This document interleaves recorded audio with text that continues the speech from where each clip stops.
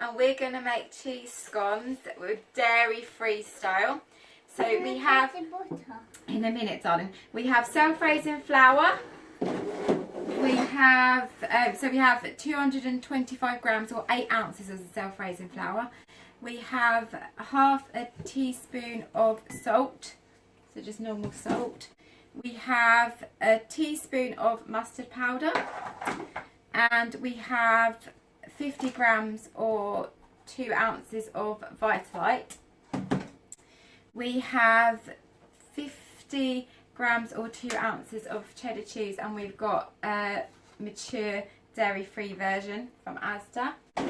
We have 150 millilitres of milk, and we've got the coconut one because we prefer this coconut brand one the best. And then we have we need to leave a bit of milk for brushing them at the end. So we've got a tray with some paper on it ready to put them on the tray, and in here we have the flour, the salt and the mustard, and Hannah is just going to sift that. So if you pour that into the sift,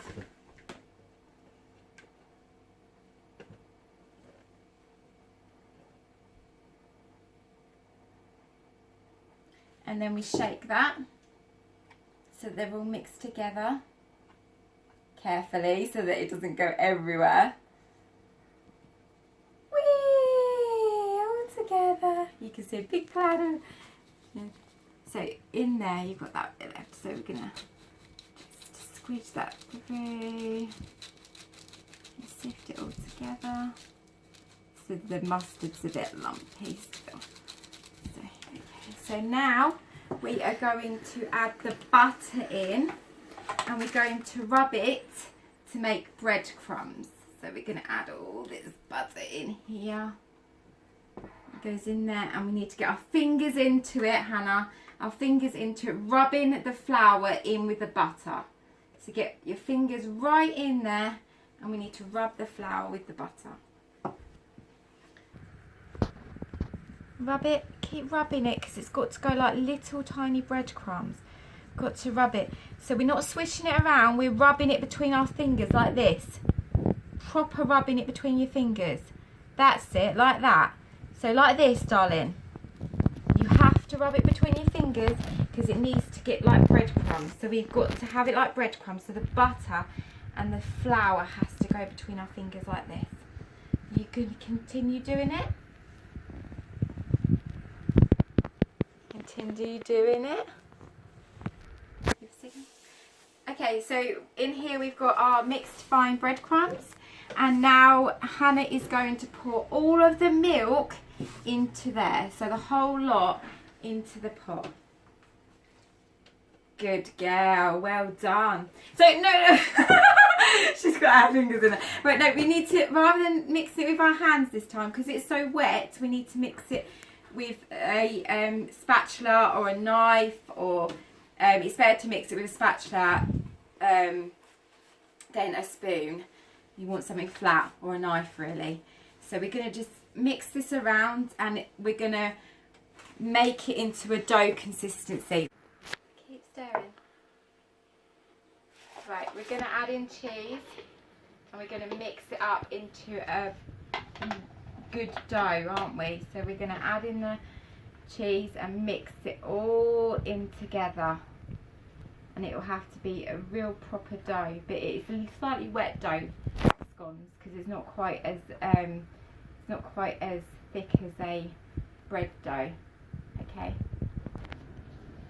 Okay, so I've put flour on the side now, on the surface, and then we're going to put the mix, the doughy mix, onto get it all over the floor.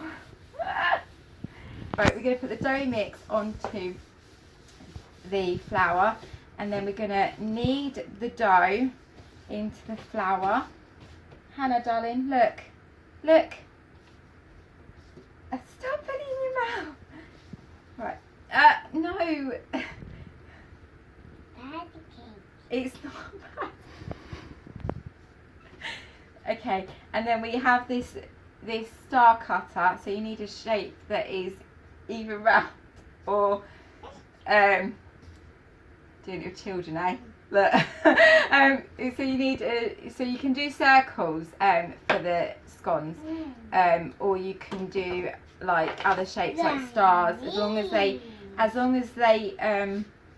can be quite thick still, so that they don't, as long as they can be quite thick still, so that they don't obviously break apart when you're putting them in the oven. So I'm just gonna start cutting out some shapes, putting them on the tray. So I'm gonna cut out some, obviously with scones you don't want to work the mixture too much, so I'm just going to cut out some star shapes and put them onto the... Do you want to cut out a star shape as well?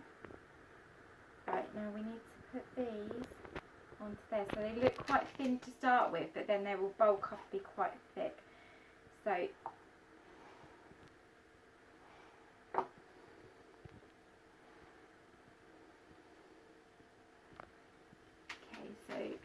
going to make as many as possible, and then I'm going to roll the dough again, but I don't want to overwork the dough because the scones won't taste very nice if the dough is overworked.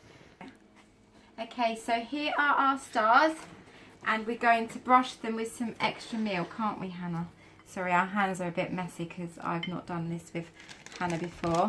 I've made cheese scones before, but I've not done it with a child before. So we're just brushing some extra milk onto the cheese scones. We've also not done dairy-free cheese scones before because I used to make them before, quite a long time ago, before we found out Hannah had intolerance to dairy. No, darling, we're going to put them in the oven in a minute. Okay, so right, okay, right. We're going to say goodbye. Say goodbye. And we're going to put them in the oven, and then when they're brought out, we'll show you what they're like afterwards. I have the oven, and they are on the tray. I'm going to now transfer them to the cooling rack. Now on the cooling rack, and so as you can see, they're a little bit thin. I would have liked them to be a little bit thicker. So next time we make them with Hannah, they will then we'll make sure that they're thicker. Okay, thank you for watching this video. Bye.